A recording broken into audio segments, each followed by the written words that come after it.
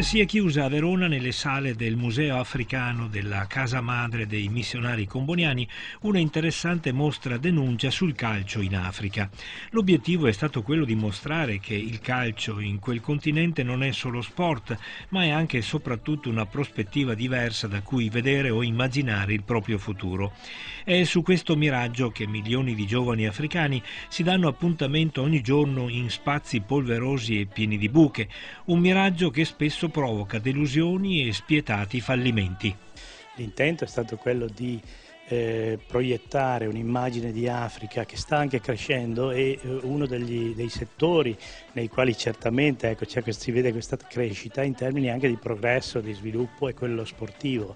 Quel che abbiamo voluto denunciare però allo stesso tempo è che c'è il rischio ancora una volta che l'Africa sia visto come un continente da sfruttare. La passione per il calcio dei ragazzi africani ha spinto i cacciatori di teste dei ricchi club europei a promuovere una scandalosa campagna acquisti,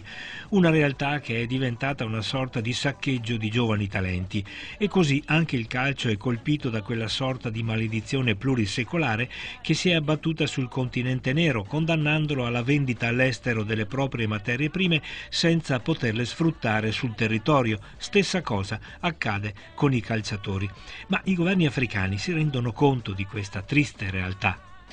La società africana si rende sempre più conto di questo pericolo, come peraltro dice bene in un'intervista che facemmo a Prodi, che adesso è incaricato di questa commissione speciale